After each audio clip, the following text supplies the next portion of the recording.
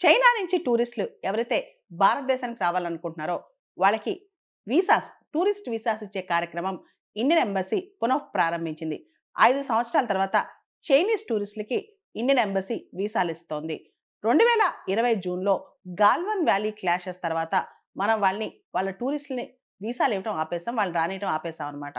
సాధారణంగా ఎవరు స్పైయో ఎవరు కాదో, ఎవరు ఏ పర్పస్ మీద వస్తున్నారో తెలుసుకోవడం చాలా కష్టం కాబట్టి బ్లాంకెట్గా అందరు టూరిస్టులని ఆపేసాం అనమాట.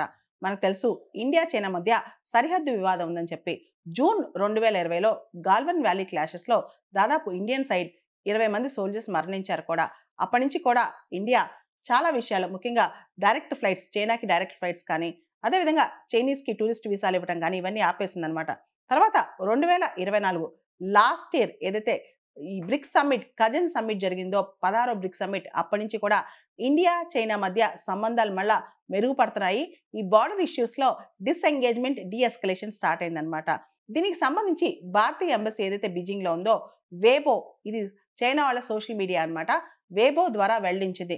మేము చైనీస్ టూరిస్టులకి వీసాలు ఇస్తున్నాము, వీసాలు ఇచ్చే కార్యక్రమం పునః ప్రారంభిస్తున్నామని చెప్పారనమాట.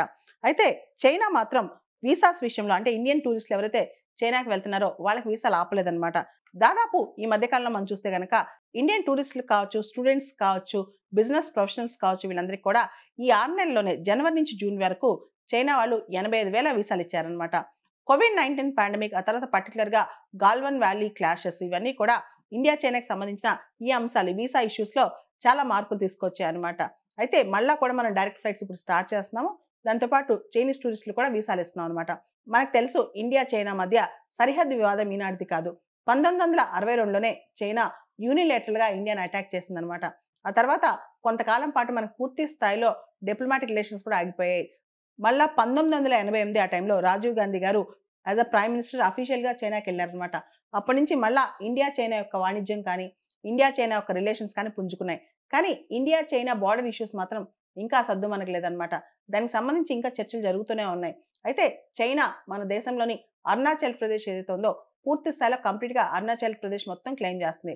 దాంతోపాటు దలై లామాకి మనం ఆశ్రయం ఇచ్చాం కదా, ఆయన హిమాచల్ ప్రదేశ్లోని ధర్మశాలలో ఉంటున్నారు. ఆయనకి దలై లామాని ఇండియాకి ఎందుకు రానిచ్చామని చెప్పి చైనాకి ఇప్పటికీ కూడా ఇండియా అంటే కంటగింపుగానే ఉంది. ప్రత్యేకంగా రీసెంట్గా మోడీ గారు దలై లామా బర్త్డేకి విషెస్ చెప్పడం కూడా చైనాకి నచ్చలేదన్నమాట. సో ఇండియా చైనా మధ్య ఈ బార్డర్ ఇష్యూస్, అరుణాచల్ ప్రదేశ్ మొత్తం నాదే అంటాం చైనా, తర్వాత మన ఆక్సాయ్ చిన్ ఏరియా చైనా మొత్తం ఆక్యుపై చేయటం, జమ్మూ కాశ్మీర్ రీజియన్లోని ఆక్సాయ్ చిన్ ప్రాంతాన్ని చైనా ఆక్యుపై చేయటం, ఇవన్నీ కూడా ఇండియా చైనా మధ్య ఇంకా ఇష్యూస్ నడుస్తూనే ఉన్నాయి. ఇప్పుడు ఇండియా చైనా మధ్య డీఎస్కలేషన్ స్టార్ట్ అయింది. చైనీస్ టూరిస్టులు ఇప్పుడు ఇండియాకి వీసాలు ఇస్తున్నాం. ఒక పక్క డొనాల్డ్ ట్రంప్ అధ్యక్షతన అమెరికా వింత పోకళ్ళు పోతోంది.